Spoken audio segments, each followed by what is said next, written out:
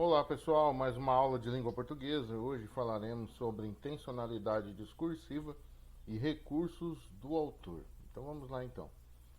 Intencionalidade discursiva, primeiramente para nós entendermos, intencionalidade, claro, é a intenção, né, que se tem, a motivação de se promover algo, e discursivo é necessário que você entenda o seguinte: o que é um discurso dentro da língua portuguesa?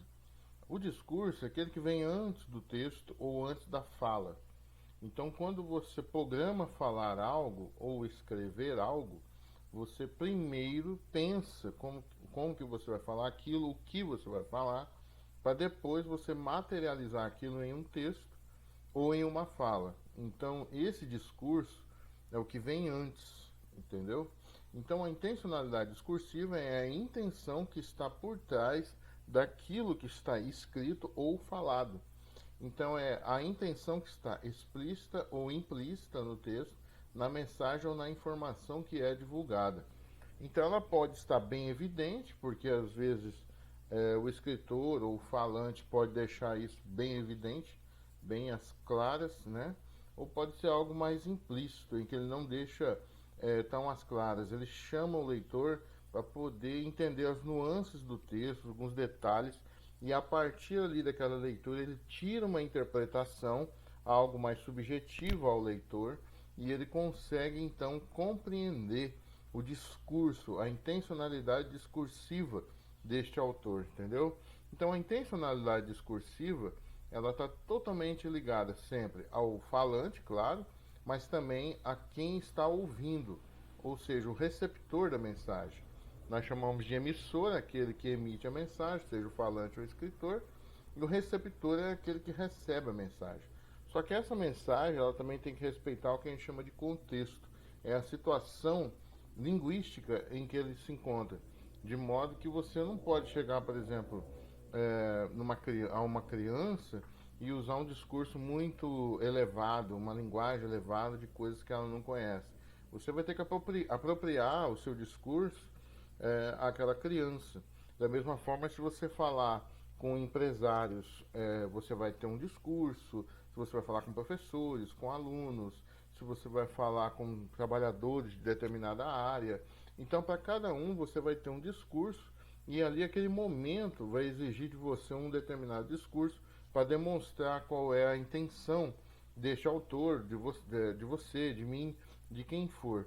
Então essa intencionalidade discursiva ela está presente, na verdade, em todos os textos, em todas as falas, tá? Então tudo é pensado antes, é planejado antes e depois é executado e ali se materializa no texto, tá?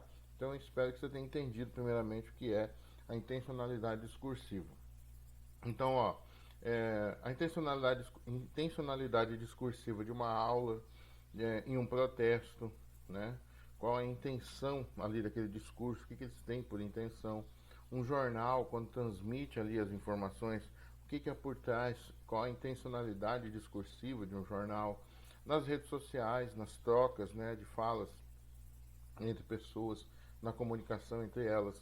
O próprio YouTube, né, com os youtubers, os vídeos produzidos, cada um ali tem uma intenção, às vezes um instruir a fazer determinada coisa, outro para influir comportamentos, outro para trazer informações, sejam políticas ou de outra natureza, e assim vai, né? E as pinturas, né, que elas também transmitem ali uma intencionalidade discursiva, porque ela vai trazer informações de determinada época e ela, sem falar nada, apenas ali com aquela imagem, você consegue captar quais eram as informações, quais eram as coisas que estavam acontecendo e como aconteciam, qual era o cenário ali daquele momento. Então você consegue entender até isso, você consegue entender a intencionalidade discursiva presente, tá? Bom, a intencionalidade discursiva, então eu coloquei aqui alguns gêneros, em cada um, diferentemente, ele se apropria de uma forma, né? Então ele vai conduzir de uma forma o discurso para poder transmitir ao receptor a mensagem.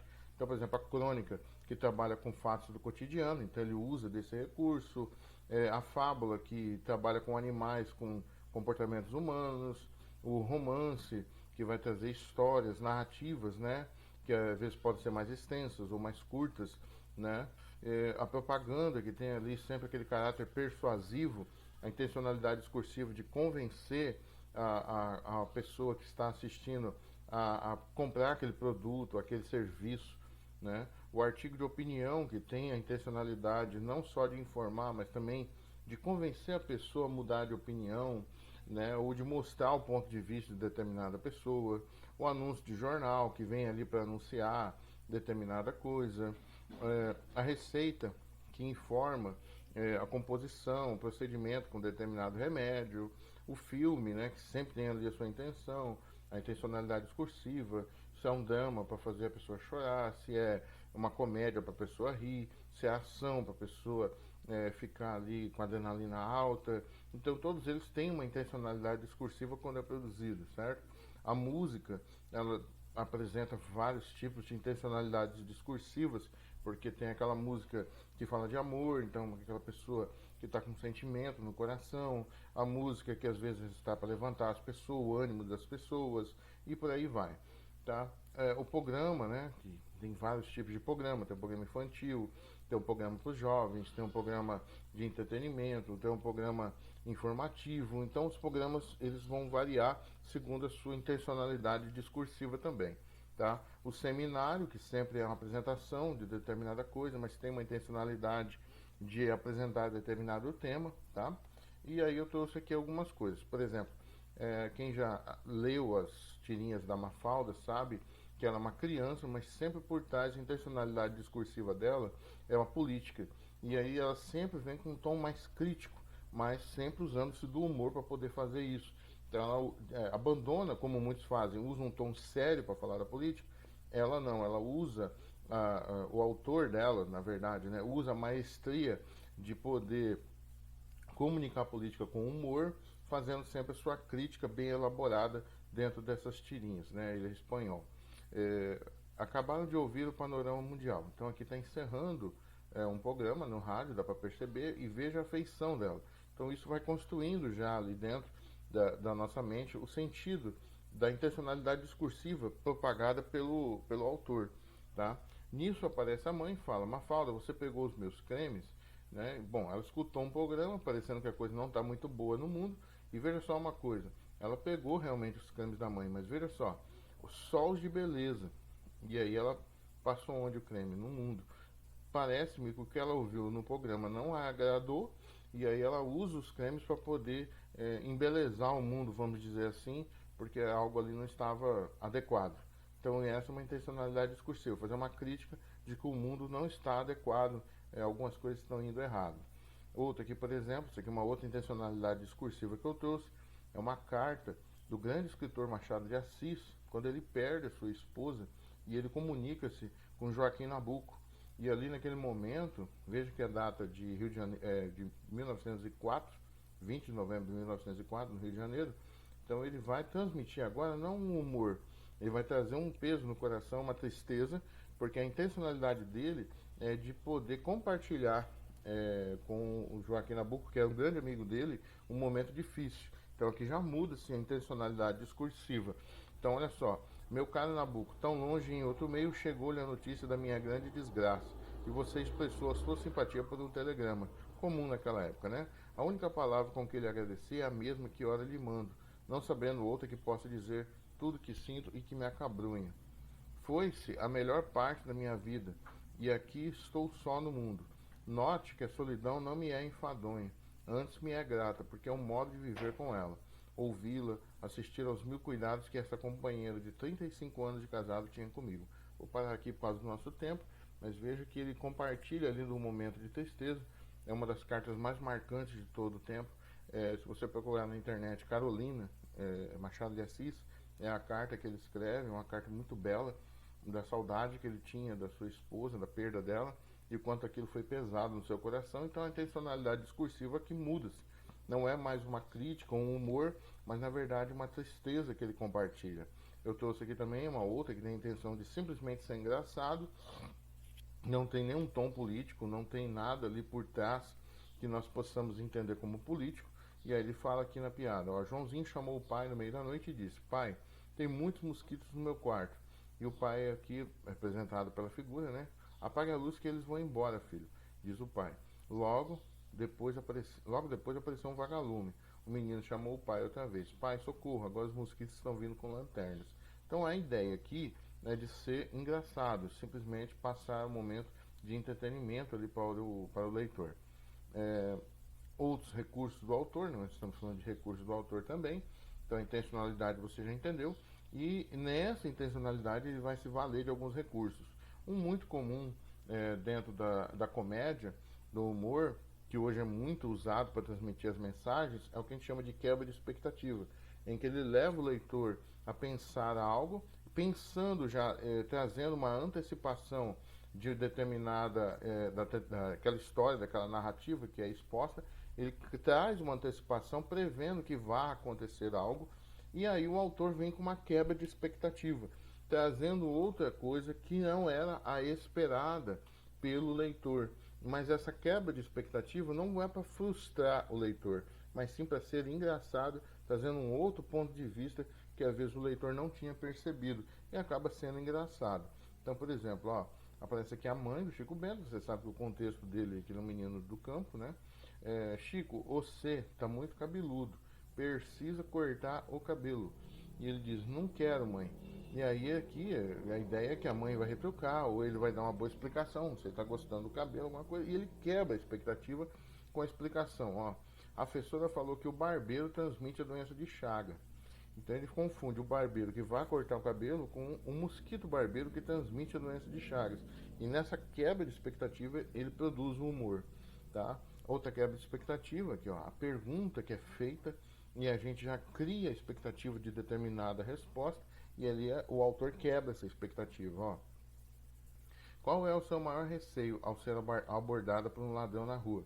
Então já cria uma expectativa na nossa mente, determinada resposta, mas veja, ele veio com aquele papo. Eu sou candidato à reeleição e gostaria de saber se posso contar com seu voto em 2014. Então não é o ladrão como nós às vezes criamos na mente, de um ladrão armado que vem para roubar ou furtar algo, algum bem nosso. Mas na verdade um político que faz isso sorrateiramente, usando seus poderes, seu cargo político para conseguir tal objetivo, né? Aqui, por exemplo, esse aqui é o que a gente chama de subjetividade, é o que está implícito ou subentendido, é um recurso do autor que ele deixa para que o leitor capte essa mensagem sem muitas explicações. Então ele consegue entender, é claro, mas é algo que ele deixa para o leitor. Fala assim, olha leitor, você é inteligente, você já entendeu o que eu quis dizer. Então ele deixa para a subjetividade do leitor. Então, por exemplo, ele coloca aqui um pirulito e você vai vendo que as formigas estão se desviando ali daquele pirulito e ele coloca escrito sem açúcar. Então ele comprova realmente ali pela imagem, anima aquela pessoa que não quer algo com açúcar, um doce desse com açúcar, que corre de doces, e ele anima essa pessoa mostrando ali, evidenciando, e essa pessoa realmente vai ver essa imagem e ela consegue trazer essa subjetividade entendendo a mensagem. Outra, por exemplo, essa daqui, tá? Em que é um requeijão, em que é colocado aqui de um lado da batata frita, porém a gente pensa que é esse lado que está mais pesado, quando na verdade é o outro, que aqui vai e pende para baixo. E aí nós entendemos que isso aqui ele é leve, então quer dizer, você pode comer tranquilo. Ele não explica isso, mas nós conseguimos entender, porque o autor usa dessa subjetividade para entendermos o implícito e o subentendido que está presente. Outro, a linguagem apelativa, que já é uma outra, ele não deixa tanto para o leitor compreender, ele já apela mesmo, ele fala, é com você que estou falando, é mais ou menos isso que ele faz dentro dessas mensagens, e ele já vai assim, meio que dando ordens para a pessoa, e ele não quer que a pessoa compreenda, ele quer que a pessoa obedeça agora, entendeu? Então ele vai e usa dessa linguagem apelativa, é claro que é feita com graça, né? Então, por exemplo, tá com raiva do namorado, morde aqui. Então ele se equivale da ideia de que as mulheres comem chocolate quando estão nervosas. Então veja que a mensagem é direcionada a mulheres.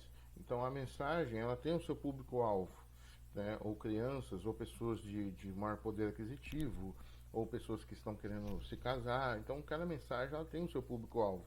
E aqui no caso é uma mulher, né? E aí ele usa desse humor. Outra aqui, por exemplo, a linguagem persuasiva, em que você tenta convencer o outro de determinada coisa. E aí você vai ver aqui uma mulher aqui apontando o dedo, uma feição tranquila, assim, determinada, vamos dizer, e diz: não tenha vergonha de pagar menos, deixando a persuasão de que você vai querer economizar. Aqui, por último, o uso de imagem expressiva, em que aqui são colocadas algumas informações, que eu não irei ler estas. O que eu mostro aqui é uma mulher bem vestida, com uma roupa mais formal, e um outro aqui apresentando mais jovem, trazendo também uma ideia que essa mensagem das universidades é direcionada aos jovens. Claro, estão entrando, né, na sua juventude dentro das universidades. E aqui já mostra como se fosse o pós. Você lá no final, quando termina a faculdade, já bem sucedido com a sua carreira. Então veja que ele usa essas duas vertentes, quem entra e quem sai. Então olha só o que ele faz. Ele coloca aqui: Carla, ex-aluna, e hoje tem mais de 100 franquias de sua clínica odontológica. Usa dessa imagem da bem-sucedida para poder convencer, mas antes ele usa essa imagem de alguém muito influente, que é o Rogério Flauzino, do J Quest, e fala que ex-aluno e músico de sucesso. E usa ali uma roupa de jovem, um cabelo mais de jovem, querendo dizer: olha, jovens, entra para cá. Então, como eu falei, é o público-alvo. Então, eles entrem aqui porque vocês vão serem bem-sucedidos. Aqui está o exemplo da Carla. Isso é chamado uso de imagem expressiva. Beleza, pessoal? Ficamos por aqui. Até a próxima.